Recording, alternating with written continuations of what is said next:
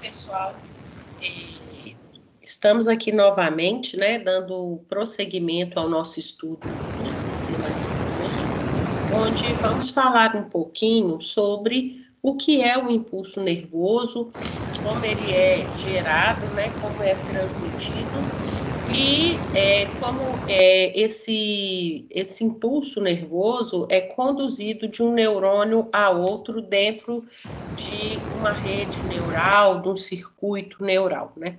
Para a gente entender um pouquinho sobre o assunto, a gente vai compartilhar os slides e aí a gente vai conversar um pouquinho a respeito desse tema tão relevante para a neurofisiologia, certo?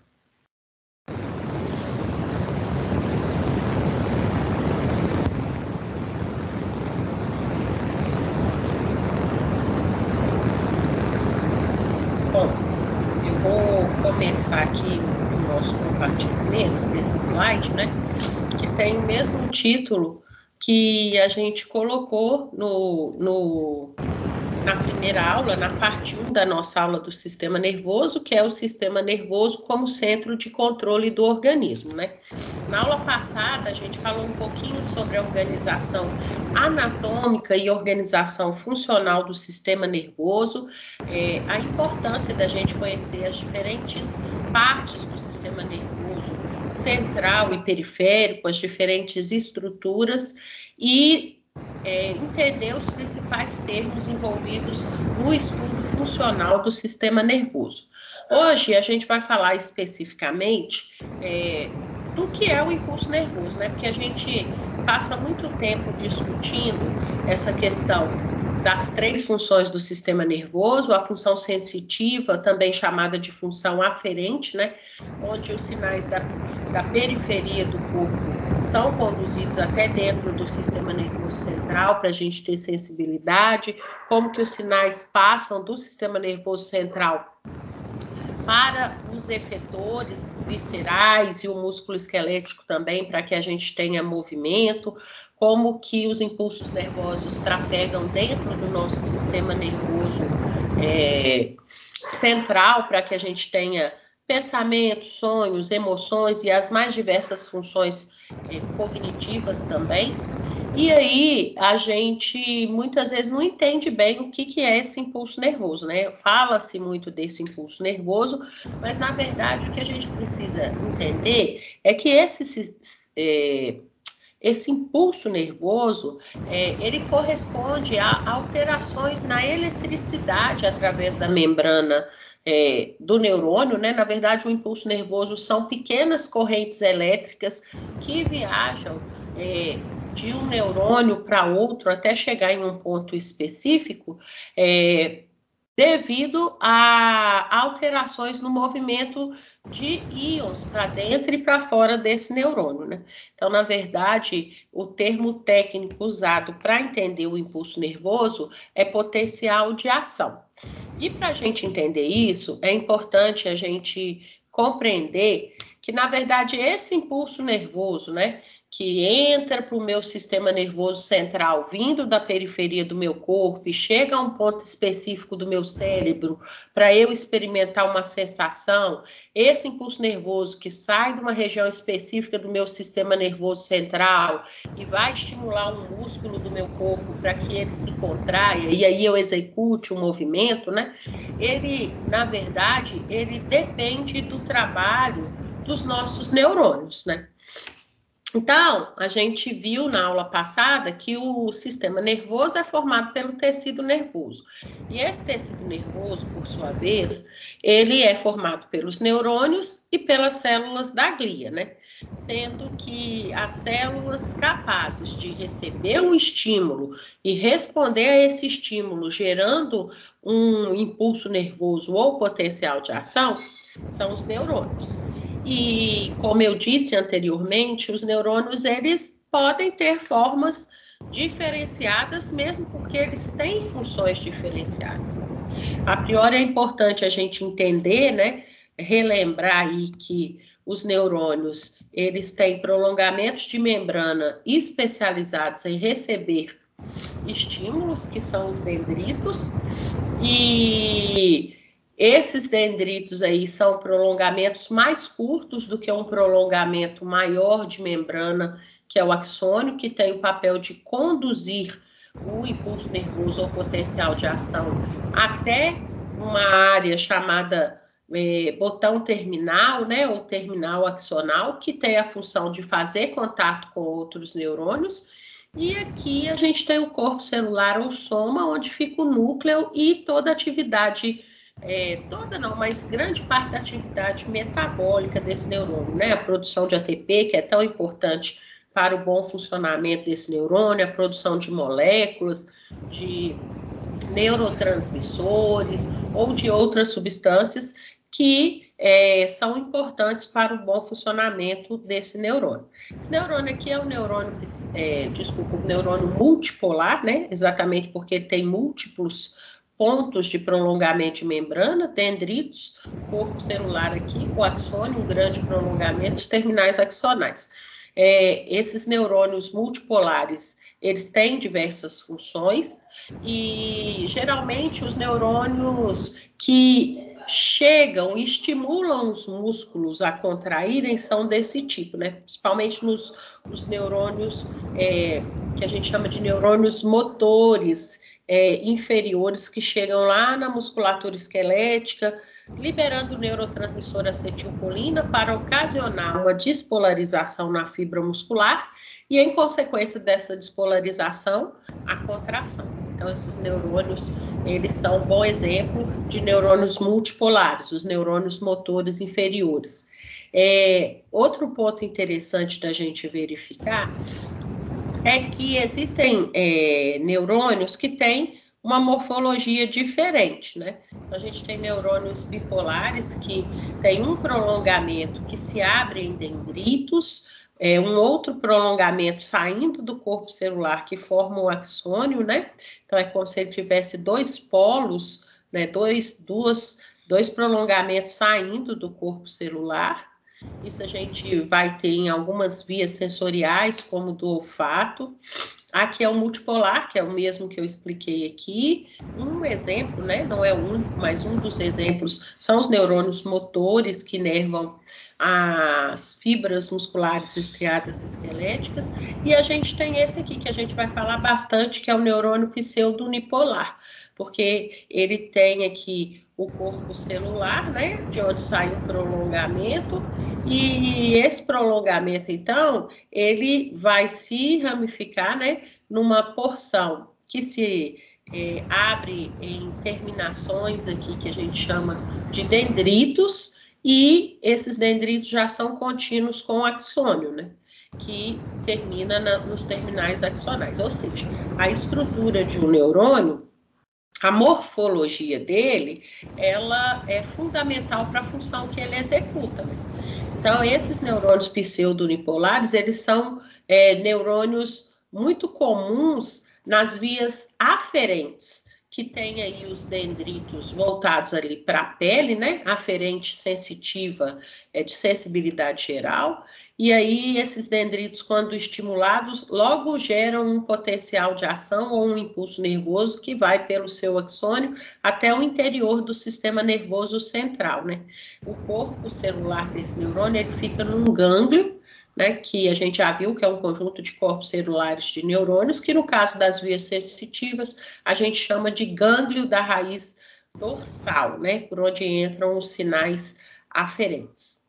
Bom, então aqui, nesse primeiro momento, a gente viu os diferentes tipos de neurônios, é lógico que não são só esses, né, mas a gente consegue ver nessa figura também que o axônio do neurônio, ele pode não ter a bainha de mielina, aí a gente chama esse neurônio de amielínico ou amielinizado, ou ele pode ter um envoltório em partes desse axônio, né, envolvendo esse axônio, que se chama bainha de mielina. Essa bainha de mielina, ela é formada pelo enrolamento de células da glia, de membranas da célula da glia, ao redor do axônio.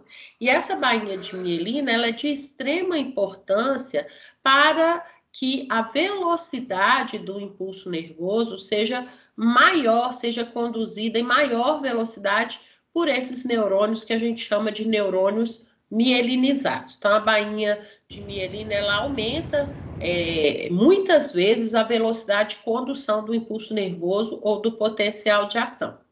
Observem que o axônio do neurônio mielinizado, né, ele tem porções com bainha de mielina e porções sem a bainha, né, que são os nodos de Ranvier, né.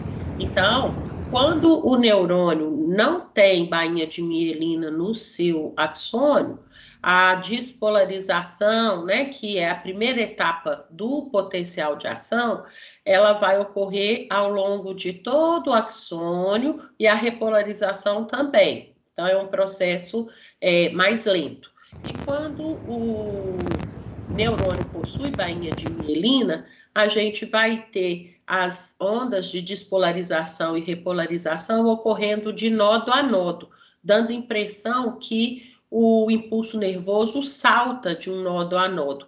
Por isso, a condução do potencial de ação ou impulso nervoso em um neurônio amielinizado é chamado condução contínua, enquanto que no axônio do neurônio mielinizado a gente chama de condução saltatória, né? É bom ressaltar aqui que as células da glia que formam bainha de mielina ao longo dos axônios dos neurônios do sistema nervoso periférico são as células de Schwann, ou Chivan, algumas pessoas pronunciam assim. E no sistema nervoso central, as células produtoras de bainha de mielina nos axônios dos neurônios mielinizados do sistema nervoso central são os oligodendrócitos, né? É interessante também chamar a atenção que esses oligodendrócitos, eles vão emitir prolongamentos de membrana e vão enrolar esses prolongamentos ao redor de vários axônios de neurônio, de modo que um oligodendrócito, ele é capaz de formar bainha de mielina em vários axônios de diferentes neurônios do sistema nervoso central. Enquanto as células de Schwann, elas vão formar, né, uma parte da bainha de mielina do axônio de um único neurônio, né? Ela se enrola toda ao redor ali do axônio, enrola toda a sua membrana, e aí cada célula de Schwann vai estar envolvida na formação de bainha de mielina de um único neurônio. Então, só para recapitular, né, gente? A gente tem diferentes tipos estruturais de neurônios. Esses neurônios têm dendritos, que é a parte receptora de estímulo, tem corpo celular, que é a parte metabolicamente ativa, tem axônio, que é a parte que conduz o impulso nervoso ou potencial de ação, e tem as terminações axonais para que esse neurônio possa fazer contato com outros neurônios. Então, apesar dos neurônios terem essas partes, existem vários tipos, várias morfologias neuronais, né? Como os neurônios bipolares, os neurônios multipolares, o pseudonipolar. Uma outra classificação é de acordo com a presença ou não da bainha de mielina ao longo do axônio, e a gente, então, classifica em neurônios amielinizados ou amielínicos, os que não têm bainha de mielina, e os que têm de neurônios mielinizados. Sendo que os neurônios mielinizados conduzem o impulso nervoso, né, da região de início do axônio, que a gente chama de cone axonal, até o terminal axonal de uma maneira muito mais rápida do que os neurônios amielinizados, que fazem uma condução contínua, uma propagação contínua do impulso nervoso, né, que se inicia aqui no cone axonal, viaja pelo axônio até o terminal axonal, e saltatória, condução saltatória nesses neurônios mielinizados, uma condução muito mais rápida. Doenças que afetam essa bainha de mielina, consequentemente, vão afetar a dinâmica da condução do impulso nervoso, né? Que é bem específica e bem importante. E então, existem várias doenças que podem estar aí tendo como causa dos sintomas a destruição da bainha de mielina, e isso acaba por prejudicar o bom funcionamento das 3 funções que a gente viu, né, que são a função sensitiva, a motora ou a integradora. Depende de quais neurônios estão sofrendo essa destruição da bainha de mielina, né, e quais as funções estão relacionadas a esses neurônios e as áreas onde esses neurônios estão. Então, entendida a classificação dos neurônios, a gente precisa entender que os nossos neurônios são células que nos acompanham por toda a nossa vida, né? É lógico que à medida que a gente vai envelhecendo, a gente vai perdendo um certo número de neurônios, mas nada em grande quantidade, porque se eu tiver a morte de muitos neurônios, né, em algum momento, isso leva a um grande prejuízo para o organismo. O fato é, os nossos neurônios, eles nos acompanham por toda a nossa vida e durante a nossa vida, nosso dia a dia, esses neurônios, eles vão passar por 2 estados. Um estado onde ele não está conduzindo o impulso nervoso, que a gente vai dizer que ele está no seu potencial de repouso, e o estado onde ele está transmitindo, propagando, conduzindo o impulso nervoso, que a gente diz que ele está no seu potencial de ação. Depois de cada potencial de ação, depois de cada impulso nervoso, esse neurônio tem que voltar para o repouso, para ele ser estimulado novamente, e aí um novo potencial de ação vai ser propagado ao longo do axônio desse neurônio, né? Sempre aqui da região, né, do cone axonal até o terminal axonal. E aí ele volta para o repouso para que ele possa ser estimulado de novo e entre em ação. Ou seja, os nossos neurônios, eles vão, ao longo da nossa vida, sofrer esses processos de repouso, ação, repouso, ação. E o objetivo do nosso conteúdo agora é explicar, né, o que acontece com esse neurônio para quando ele está em repouso e o que acontece com ele quando ele está em ação. Assim como entender como que a gente tira um neurônio do repouso e coloca ele em ação. Aí, para entender isso, a gente precisa novamente mostrar que um neurônio sozinho, ele pode ser estimulado, geralmente nos seus dendritos, né? Mas não é só nos dendritos, pode ser em outros locais também, mas o mais comum é o estímulo no dendrito. Ao receber esse estímulo, esse neurônio sofre alterações importantes aí nos seus movimentos, nos seus transportes de membrana, gera um impulso nervoso que pode viajar por esse neurônio, né? Mas também ele pode viajar por um neurônio e estimular uma outra célula a ter um potencial de ação também, né?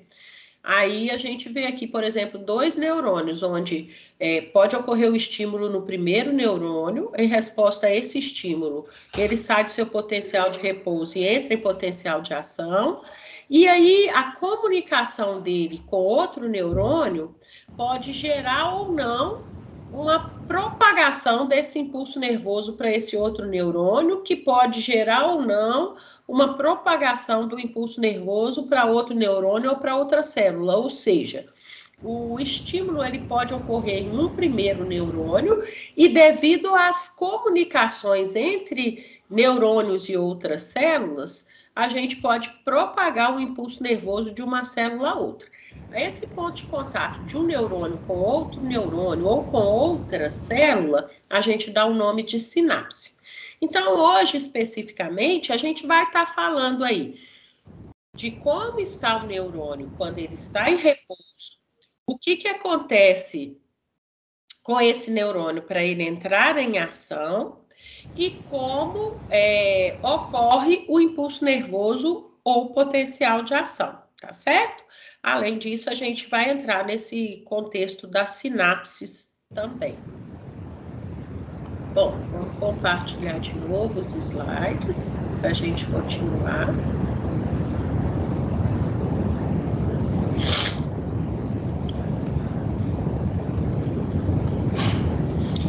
Bem, pessoal, agora a gente vai começar explicando, né, como que o neurônio está quando ele não está conduzindo o impulso nervoso, ou seja, como ele está no seu potencial de repouso, tá certo?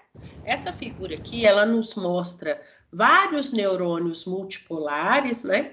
Aqui, como eu falei, um bom exemplo é o neurônio, os neurônios motores, né? Que vão estimular a contração muscular, a secreção glandular ou o controle de alguns tecidos. Esses neurônios motores, eles são neurônios multipolares. Aqui mostra a quantidade de dendritos deles. Aqui também são neurônios multipolares, você vê os vários dendritos, né? Mas não está especificamente relacionada à função motora. E aqui também a célula de Purkinje, que a gente vai falar mais adiante, que está dentro do sistema nervoso central. A gente tem essas células em localizações específicas, só para vocês verem a diferença aqui. Todos são multipolares, ó. Mas mesmo dentro dos multipolares, a gente tem uma estrutura diferente. Aqui os neurônios bipolares, né, onde eu tenho um prolongamento de membrana saindo do corpo celular e gerando dendritos, e outro prolongamento gerando o axônio, né? Então, pessoal, a gente vai voltar aqui a compartilhar direitinho nossa tela. Tá? E aqui a gente tem os unipolares ou pseudo-unipolares, que vão ter um prolongamento que se ramifica em dendritos e axônio, né? Geralmente está relacionado às vias sensitivas ou aferentes. Existem até neurônios que são chamados anaxônicos, que eles praticamente não têm aí esse axônio como um prolongamento maior, né? Do que os dendritos. Você nem consegue ver o que é axônio, o que é dendrito aqui, né? Aí, esses termos importantes, a gente falou na nossa aula anterior, que é a aula de introdução à organização do sistema nervoso, mas é bom reforçar, né, esses conceitos de fibra nervosa. Quando eu uso esse termo, eu estou falando só sobre o axônio do neurônio com sua bainha de mielina, né?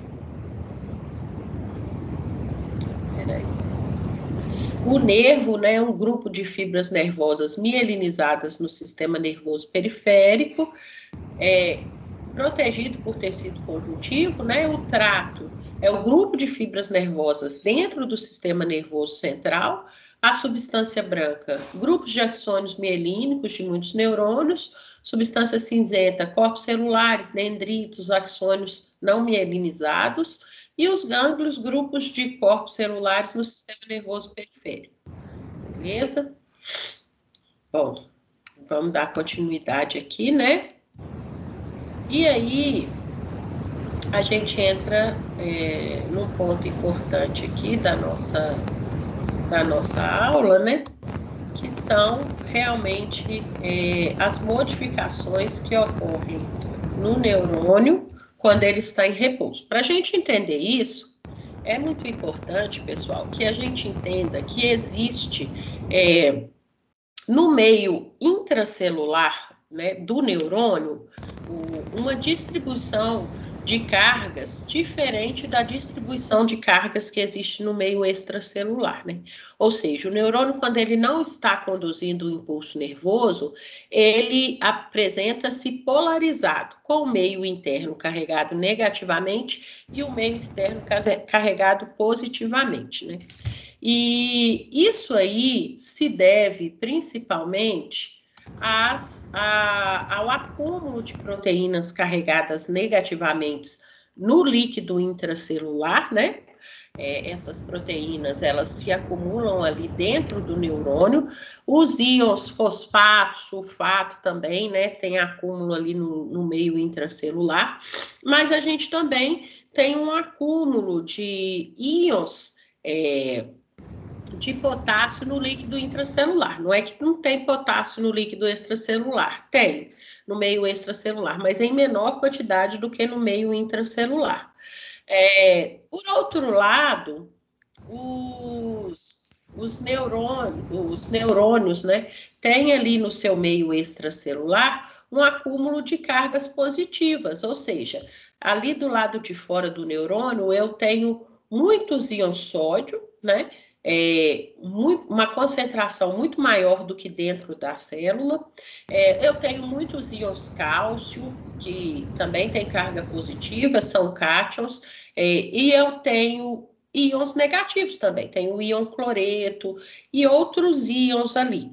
O fato é que o meio intracelular de uma célula é diferente do meio extracelular. E essa diferença na concentração de íons e de biomoléculas, ele gera uma polaridade. E essa polaridade, ela gera uma diferença de potencial no interior da fibra, em relação ao exterior, né? Que chega até mais ou menos menos 90 milivolts, o que quer dizer que no interior de um neurônio eu posso ter até 90 milivolts mais negativo do que o exterior, né? Então, o neurônio em repouso, ele é polarizado. Bom, ponto importante.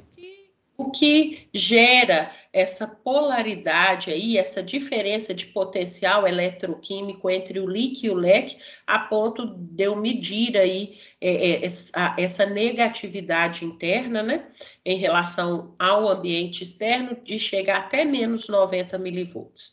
Bom, na verdade, quando a gente pensa em potencial de repouso, muitas vezes a gente fala que a gente pode até levar, né, esse termo potencial de repouso, a gente pode chegar até a pensar que não estão tendo muitos transportes pela membrana, o que é um erro, né? Na verdade, quando o neurônio está em repouso, ele está ali gastando energia, gastando ATP para ele poder manter essa célula polarizada, né? Então, existe a bomba sódio, potássio, ATPase, que fica na membrana aí das células, né? Nós estamos falando especificamente dos neurônios, e essa bomba sódio, potássio, ATPase, ela gera diferença elétrica, porque a cada ATP que ela usa, né, que ela quebra, que ela utiliza, ela joga 3 íons sódio para fora, onde eu já tenho muito sódio, né? A gente viu que o acúmulo de sódio é no líquido extracelular, e joga 2 potássios para dentro. Ou seja, sódio e potássio são íons carregados positivamente, são cátions, mas ela vai trabalhando de modo a gastar ATP para jogar sódio para onde já tem muito sódio e jogar potássio para onde já tem muito potássio. Só que não na mesma quantidade, né? Para cada ATP, são 3 sódio para fora e 2 potássio para dentro. Ou seja, 3 cargas positivas para fora e somente 2 cargas positivas para dentro. Isso contribui com a positividade aí do lado de fora da membrana do neurônio. Mas o acúmulo de proteínas carregadas negativamente dentro da célula também ajuda para essa polaridade, né? Gera um ambiente interno mais negativo. E temos também os canais de vazamento para potássio e para sódio, sendo que no repouso, os canais de vazamento para potássio permitem o extravasamento do potássio, né? Para o leque, que já é positivo, o potássio também é positivo, contribuindo para essa positividade externa. Ou seja, é muito importante que a gente entenda, né, que os neurônios em repouso são neurônios que não estão conduzindo potencial de ação. Esses neurônios se apresentam como células polarizadas, sendo que o interior ele está negativo em relação ao exterior. Nesses neurônios eu tenho um acúmulo de íons sódios no meio externo e um acúmulo de íons potássios no meio interno, mas também tem transportes ocorrendo ao longo dessa membrana que contribuem para manter esse neurônio polarizado, né? Que transportes são esses? Aqui embaixo a gente pode ver a bomba sódio, potássio, ATPase, que é eletrogênica, ou seja, gera diferença elétrica, porque a cada ATP que ela quebra, né? Ela joga 3 íons sódios para fora e só 2 íons potássio para dentro, contribuindo para gerar ao longo do tempo uma positividade externa, né? Que joga sempre mais carga positiva para fora do que para dentro. Outro ponto específico é que dentro do neurônio eu tenho acúmulo de proteínas e íons carregados negativamente. Então, contribui para a negatividade interna.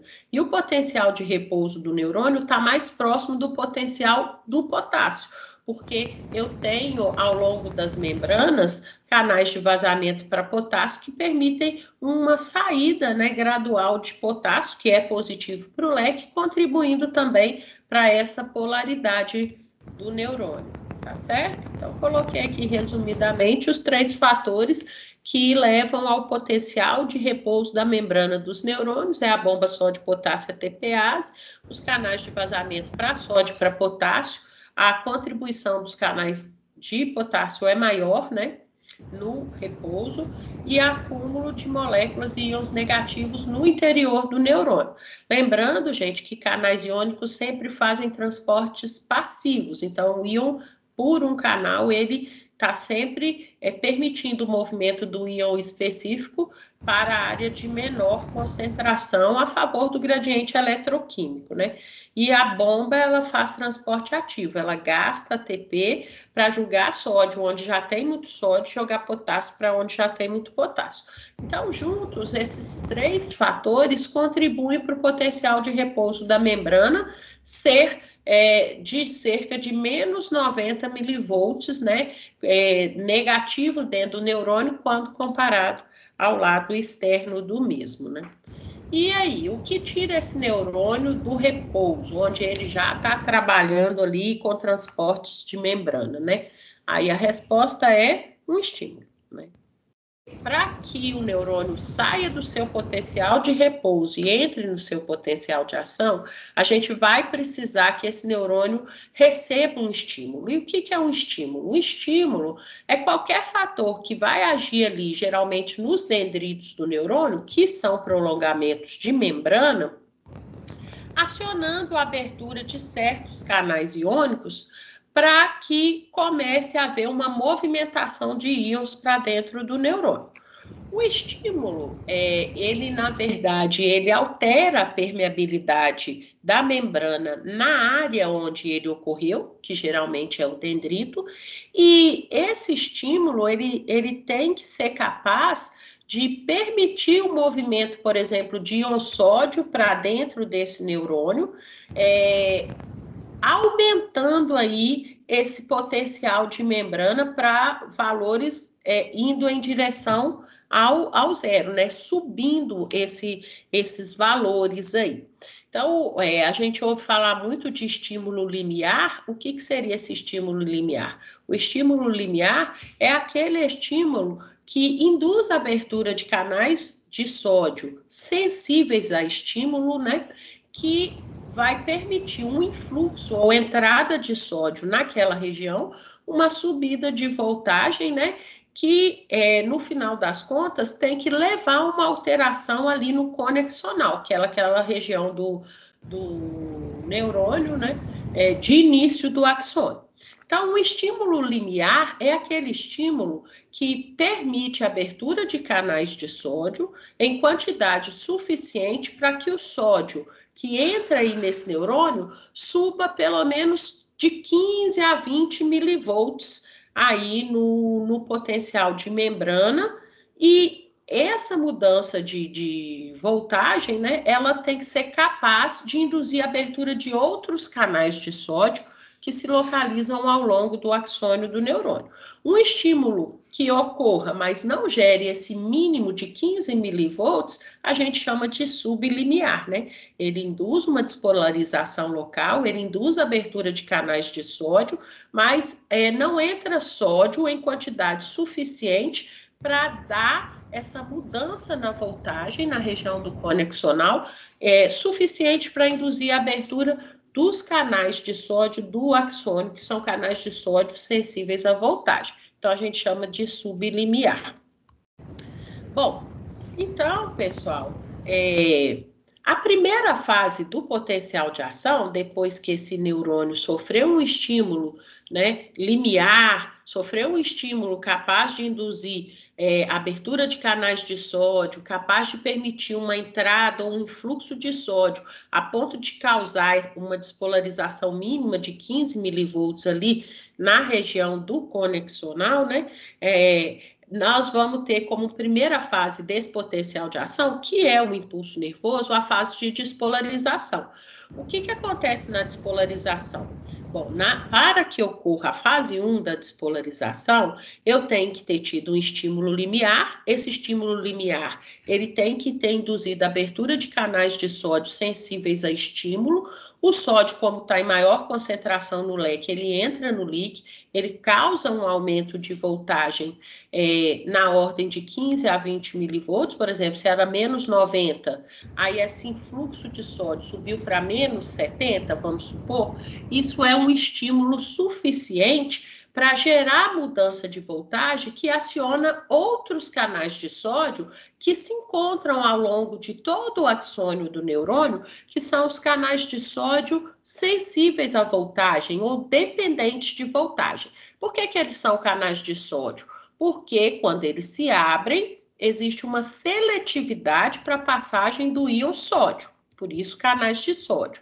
E por que eles são chamados dependentes de voltagem? Porque o que induz a abertura desse canal é uma mudança de voltagem, né? E essa mudança de voltagem, ela foi ocasionada pelo estímulo limiar. Então, quando eu tenho essa mudança de voltagem ali na região do conexional, de pelo menos 15 milivolts, 20 milivolts, subiu de menos 90 para menos 70, automaticamente eu aciono a abertura dos canais sensíveis à voltagem ao longo do axônio. Existe só canal de sódio ao longo do axônio do neurônio? Não. Existem os canais de potássio sensíveis à voltagem ou voltagem dependentes também. Só que a cinética, a dinâmica de abertura e fechamento desses canais é diferente. Então, embora o estímulo limiar induza a abertura tanto dos canais de sódio sensíveis à voltagem ao longo do axônio, quanto os canais de potássio sensíveis à voltagem ao longo do axônio, os canais de sódio se abrem muito mais rapidamente, e aí, em resposta a essa abertura dos canais de sódio, eu tenho um influxo ou entrada de sódio a ponto de alterar aí as cargas dentro do axônio aí do neurônio, né, para valores positivos de chegar até mais 30 milivolts. Então, se o neurônio em repouso ele era uma célula polarizada, com negatividade interna comparada à positividade externa, quando eu dei um estímulo limiar, tive um potencial graduado, uma despolarização local, e em resposta a essa despolarização local, eu abri outros canais de sódio ao longo do axônio, sempre abrindo primeiro do cone axonal em direção ao terminal axonal, esse influxo de sódio, que são cargas positivas, supera essa negatividade interna e o potencial de membrana ele vai subindo ali, do menos 70 para menos 60, menos 50, menos 30, 0, 10, 20, até chegar em mais 30. Então, inverteu-se, né? O interior do neurônio que era negativo, ele passa a ficar até com uma certa positividade. E então, se eu chamava ele em repouso de neurônio polarizado, agora em ilação, ele passa a ser um neurônio despolarizado. Então, se eu pergunto na prova, né, o que ocasiona a despolarização do neurônio, você responde. A despolarização, ela decorre do movimento ou da difusão de íon sódio do meio extracelular pelo meio intracelular, devido ao decorrente da abertura dos canais de sódio sensíveis à voltagem que se encontram ao longo de todo o axônio, né? Os que abrem primeiro são os que estão próximos ao cone axonal, né, que perceberam a mudança de voltagem ali naquela região devido ao estímulo limiar e, consequentemente, a despolarização local, e a seguir a vizinhança vai tendo abertura de mais e mais canais de sódio e a onda de despolarização se propaga até alcançar o terminal axonal. Então, nesse momento, o potencial de repouso que era negativo passa a ficar em valores positivos, né? E aí, quando chega aí nesse valor de mais ou menos mais 30 milivolts, o que acontece? Os canais de sódio, eles são inativados, né? O sódio não entra mais, quem entrou, entrou, quem não entrou, não entra mais. Mas, ao mesmo tempo que os canais de sódio são inativados, os canais de potássio terminam de se abrir. E aí, como eu tenho mais potássio no líquido, o que vai acontecer? Ao mesmo tempo que para de entrar sódio no interior do neurônio, para de entrar íon sódio, cargas positivas no interior do neurônio, esse neurônio, então, passa a perder cargas positivas, passa a perder íons potássio. E aí, então, ele volta a ficar negativo do lado de dentro, numa fase 2 que a gente chama de repolarização. E aí, se eu pergunto na prova, né, quais são os processos responsáveis pela repolarização do neurônio, por fazer esse neurônio voltar a ficar negativo, né, do lado de dentro em relação ao meio externo, você me diz que é a difusão de íons potássios para o meio extracelular, em decorrência da abertura dos canais de potássio dependentes de voltagem ou sensíveis à voltagem. Ou seja, o potencial de repouso volta a valores negativos, podendo ocorrer até uma fase 3, que é uma fase que decorre da saída excessiva dos íons potássio. Os canais de potássio sensíveis à voltagem ao longo do axônio, eles são mais lentos para abrir e mais lentos para fechar, né?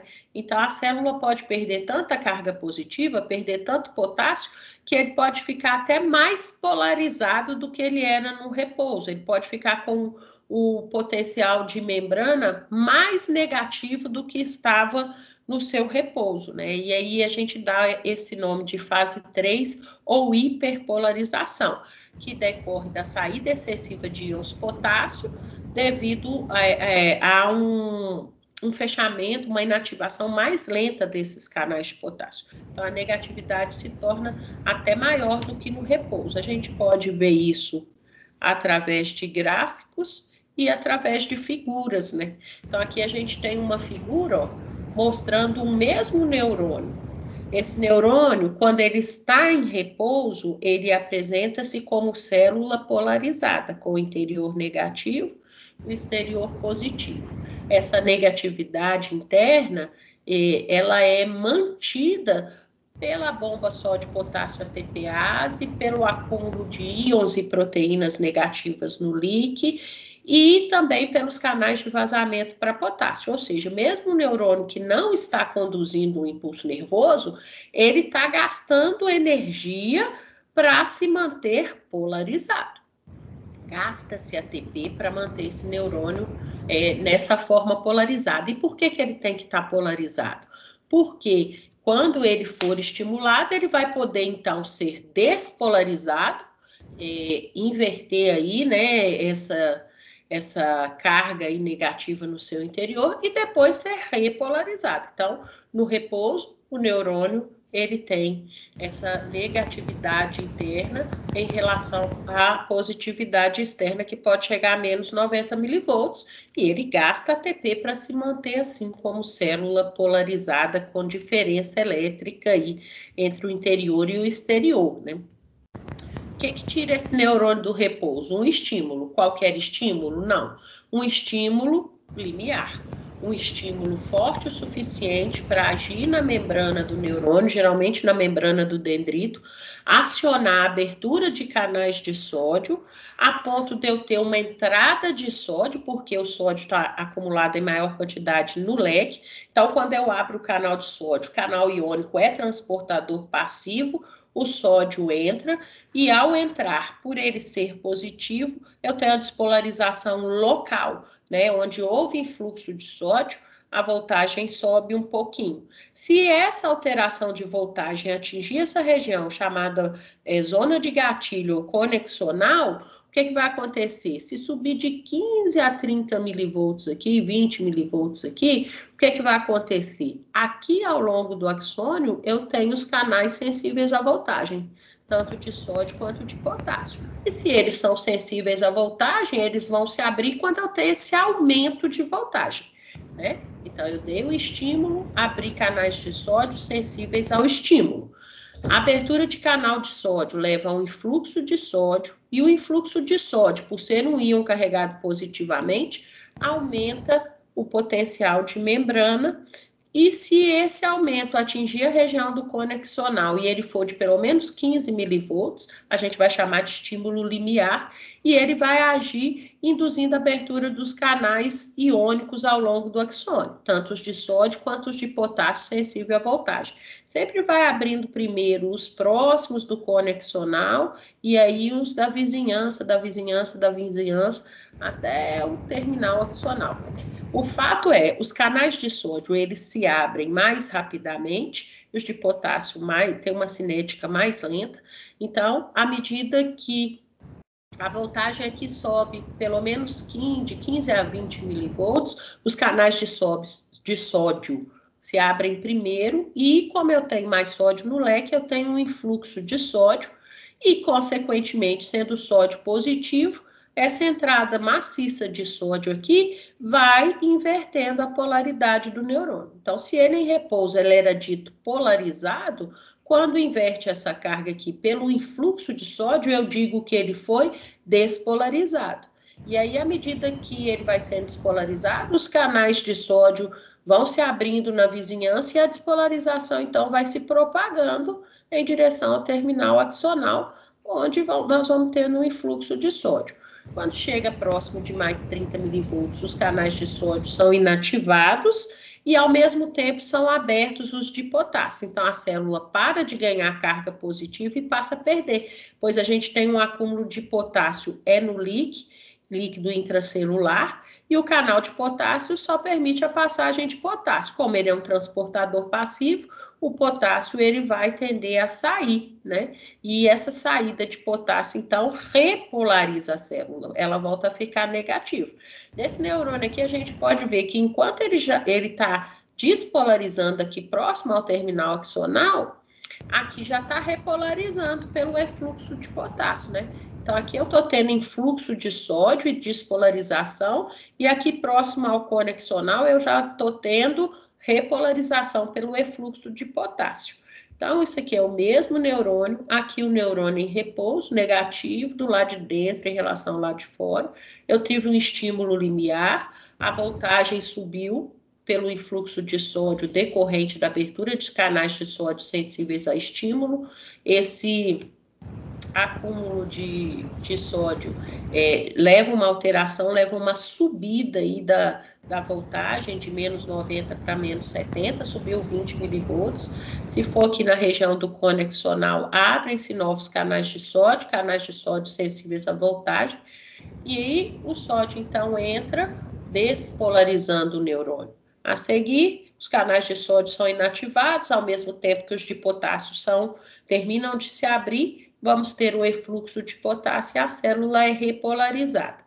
Professora, o que acontece com o sódio que entrou na fase de despolarização e o potássio que saiu na fase de repolarização? Bom, aí entra sódio, potássio, ATPase novamente, né? Que vai gastando ATP e volta o neurônio para o repouso, né? Jogando o sódio, né? 3 sódio para fora, 2 potássio para dentro, voltando os íons para os seus devidos lugares e voltando a célula para o potencial de repouso, para que aí sim ela possa responder a um estímulo, a um novo estímulo, com uma despolarização e uma repolarização, né? Então, tem um período aí que a gente chama de período refratário absoluto, que não adianta estimular esse neurônio, que ele não vai estar apto para responder a um estímulo gerando um potencial de ação, né? E isso é importante porque a gente entende que após cada potencial de ação, após a onda de despolarização viajar aqui, né, por todo o axônio do neurônio atingindo o terminal e a onda de repolarização ocorrer, voltando o interior do neurônio a ficar negativo, é importante ver que depois dessas duas fases, a gente tem que voltar para o repouso e a bomba sódio potássio ATPase, os canais de vazamento para potássio, eles então são muito importantes para manter esse neurônio em repouso, para que ele possa ser novamente estimulado, gerando, então, essas ondas de despolarização e de repolarização, né? Isso pode ser representado graficamente também, mas é importante chamar atenção agora para o que seria o estímulo limiar, né? O estímulo limiar é qualquer fator químico, mecânico ou elétrico que gere a abertura de canais de sódio e produza a difusão de íon sódio para dentro do neurônio, né? Para dentro do neurônio, a ponto de ocasionar uma alteração no potencial na ordem de 15 a 30 milivolts. Então, por exemplo, se no repouso ele era menos 70 milivolts, o potencial de repouso, após o estímulo limiar sobe para menos 50 milivolts.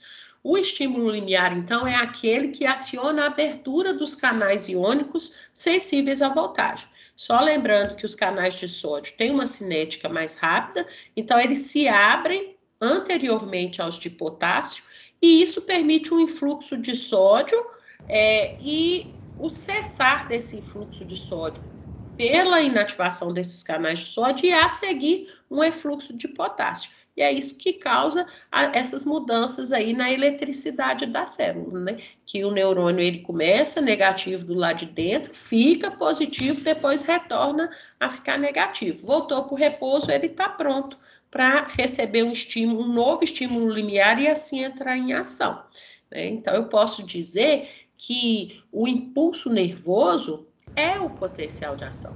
E eu posso dizer que esse impulso nervoso, ele é decorrente de um estímulo limiar e de uma mudança aí nas cargas do neurônio, onde no repouso o interior é negativo, aí ele passa a ficar positivo, depois volta a ficar negativo. Então, é isso que acontece com os nossos neurônios ao longo da nossa vida?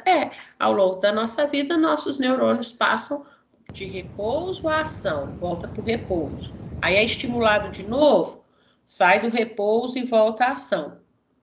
Depois que acabou o potencial de ação, volta para o repouso. Estimulou de novo, sai do repouso e vai para a ação. E o que é a ação?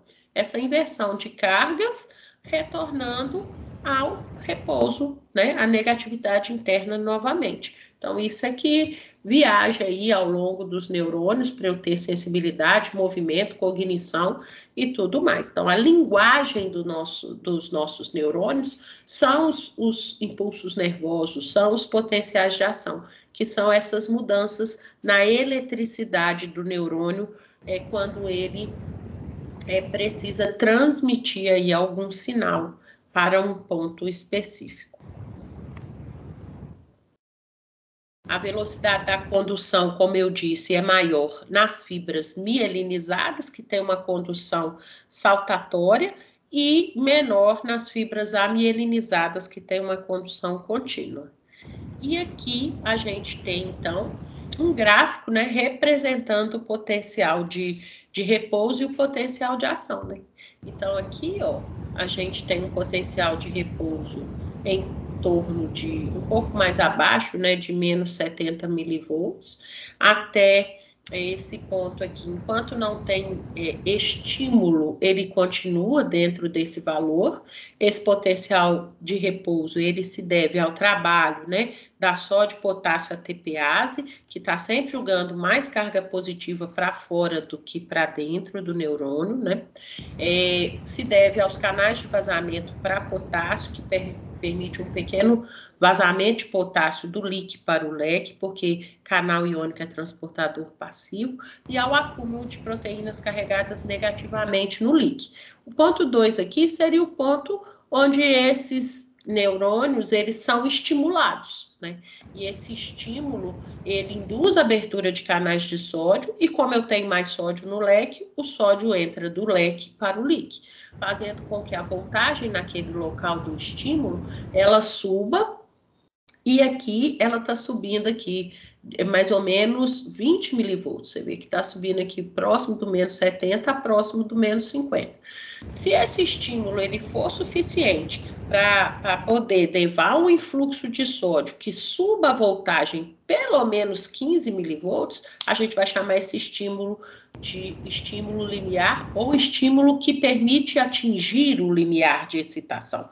O que é atingir o limiar? É um estímulo forte o suficiente para gerar uma subida na voltagem ali no interior do neurônio, a ponto de acionar a abertura dos canais iônicos sensíveis à voltagem ao longo de todo o axônio, né? E os primeiros canais que se abrem são os canais de sódio sensíveis à voltagem. Isso permite um influxo ou uma entrada de sódio que vai alterar aí o potencial de membrana até valores positivos de mais 30.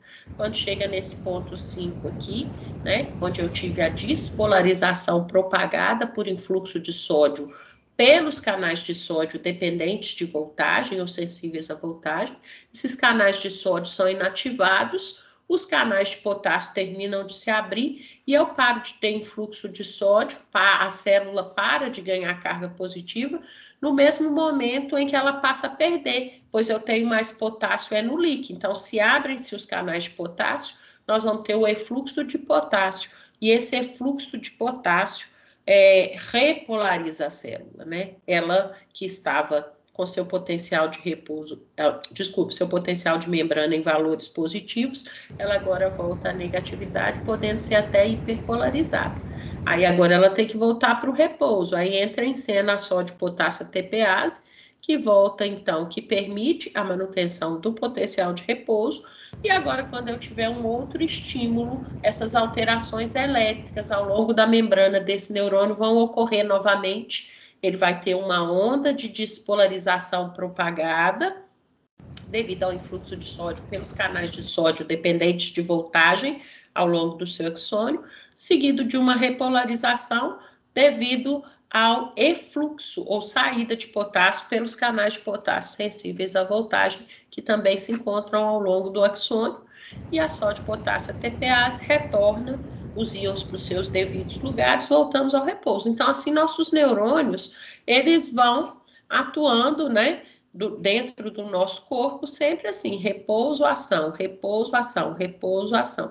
E é esse tipo de alteração elétrica ao longo do neurônio que a gente dá o nome de impulso nervoso. O que viaja, né, da periferia do corpo até dentro do meu córtex cerebral para que eu sinta qualquer coisa é a onda de despolarização seguida da onda de repolarização, ou seja, é o potencial de ação, né?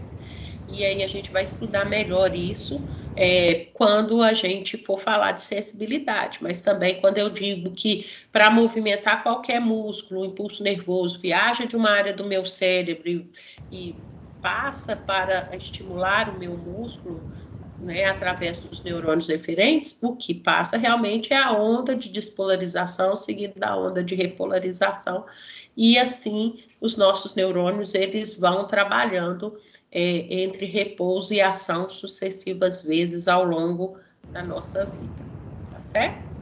Aqui é só para reforçar, tá? Neurônios que não têm bainha de mielina são neurônios amielinizados ou não mielinizados. Tem uma condução que a gente chama de condução contínua, é uma condução mais lenta, porque eu vou ter essa onda de despolarização e de repolarização se propagando ao longo de todo o neurônio, canais iônicos sensíveis à voltagem se propagando ao longo de todo o axônio do neurônio, né? E nos neurônios mielinizados, esses canais sensíveis à voltagem se acumulam nos nodos de Ranvier. Então, o influxo de sódio é muito rápido, ele difunde por dentro aqui do axoplasma, estimula a abertura de outros canais de sódio sensíveis à voltagem no próximo nodo de Ranvier, difunde rapidamente, e assim nós temos uma condução da despolarização saltatória e da repolarização também saltatória, o que é muito mais rápido e permite o bom funcionamento do nosso sistema nervoso, tá certo? Então, eu vou terminar essa aula por aqui, e aí na próxima aula a gente vai falar das sinapses. Espero que estejam gostando e aguardem a próxima postagem.